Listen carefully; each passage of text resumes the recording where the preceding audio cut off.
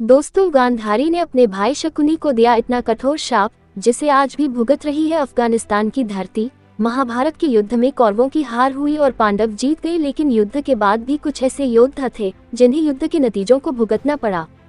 जैसे स्वयं श्री कृष्ण को गांधारी से शाप मिला, जिसके कारण यदुवंश का नाश हुआ और एक के बाद एक ऐसी घटनाएं होती गईं जिससे कि कलयुग का आगमन हुआ। लेकिन क्या आप जानते हैं कि गांधारी ने केवल श्री कृष्ण को ही नहीं बल्कि अपने भाई शकुनी को भी शाप दिया था।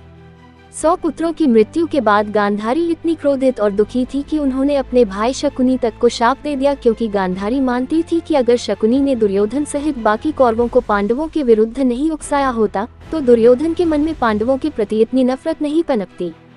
गांधारी के इस शाप का असर आज भी अफगानिस्तान की धरती भुगत रही है। आइए जानते हैं शकुनी को मिले शाप की पूरी कहानी। महाभारत काल में अफगानिस्तान को गांधार देश नाम से जाना जाता था। गांधारी और शकुनी गांधार नरेश सुबल के पुत्र पुत्री थे। महाभारत की कहानी के अनुसार राजा सुंबल के शकुनी सहित 100 पुत्र और थे। वहीं पुत्री गांधारी जब विवाह योग्य हो गई तो उसके विवाह की बात करने के लिए राजा सुंबल कई ज्योतिषी से मिले। एक ज्योतिषी ने राजा सुंबल से कहा कि गांधारी की कुंडली में ऐसा योग बन रहा है जिससे वो विवाह के बाद विधवा हो जाएगी, इसलिए अपनी पुत्री का विवाह पहले एक बकरे से कर दीजिए। ज्योतिषी की बात मानकर राजा सुंबल ने बकरे से गांधारी का विवाह करा दिया और इसके बाद बकरे की बलि दे दी, जिससे गांधारी का दुर्भाग्य हट गया। उधर राजा सुंबल के विरोधियों ने उनकी पुत्री के विरुद्ध इस बात की अफवाह फैला दी कि गांधारी का विवाह हुआ और कुछ ही घंटों में उसका पति मर गया। हस्तिनापुर में धृतराष्ट्र के विवाह के लिए एक सुकन्या ढूंढी जा रही थी। किसी परिचित ने भीष्म को गांधारी के बारे में बताया तो भीष्म गांधार देश जाकर राजा सुंबल से उनकी पुत्री का हाथ मांगने लगे।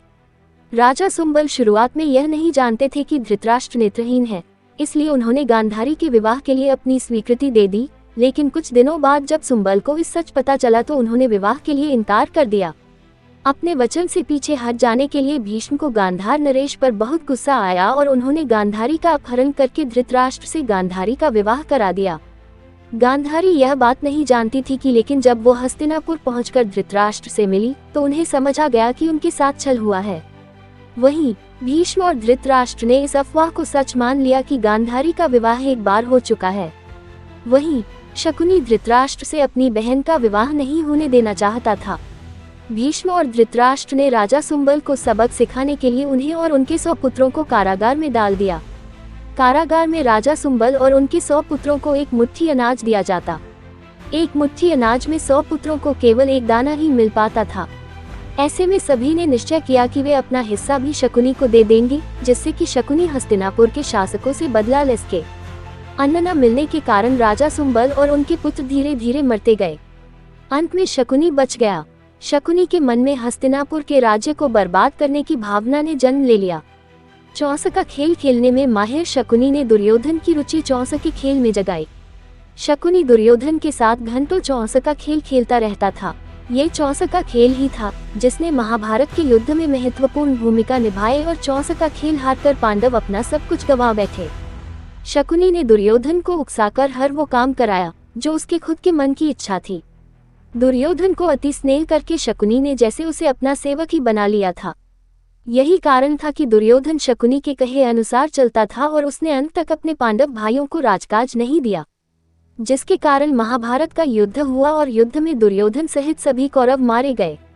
कुरुक्षेत्र की भूमि पर जब गांधारी ने अपने 100 कौरवों को खो दिया था तो गांधारी बहुत ही क्रोधित और दुखी थी। गांधारी ने विलाप करते हुए श्री कृष्ण से कहा था कि वे चाहते तो युद्ध रोक सकते थे, लेकिन उन्होंने कौरव और पांडव को लड़कर मरने दिया। इसलिए गांधारी ने कृष्ण को शाप दिया था कि जिस तरह गांधारी के कुल का नाश हुआ है उसी तरह कृष्ण के यदुवंश का भी नाश हो जाएगा। गांधारी ने श्री कृष्ण को ही नहीं बल्कि इस शाप से पहले अपने भाई शकुनी को भी शाप दिया था।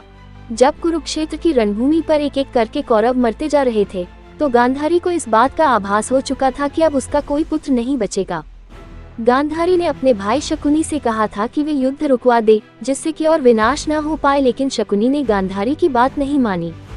इस कारण से गांधारी ने दुखी होकर शकुनी को शाप दिया था कि जिस तरह शकुनी ने उसके गृह राज्य हस्तिनापुर में आकर द्वेष और क्लेश फैलाया है, उसी तरह गांधार नरेश शकुनी के गृह राज्य गांधार में भी कभी शांति नहीं रहेगी। वहां हमेशा गृह युद्ध चलता रहेगा। शकुनी की धरती पर कभी भी शांति और समृद्धि नहीं पनप सकेगी। गांधारी के शाप के कारण ही वर्तमान में अफगानिस्तान बन चुके गांधार में कभी भी शांति नहीं रहती। वहां किसी न किसी कारण से युद्ध और अशांति की स्थिति बनी ही रहती है। कुछ पौराणिक मान्यताएं ये भी कहती हैं कि शकुनी ने अपने मृत भाइयों का बदला धृतराष्ट्र और भीष्म से लिया था।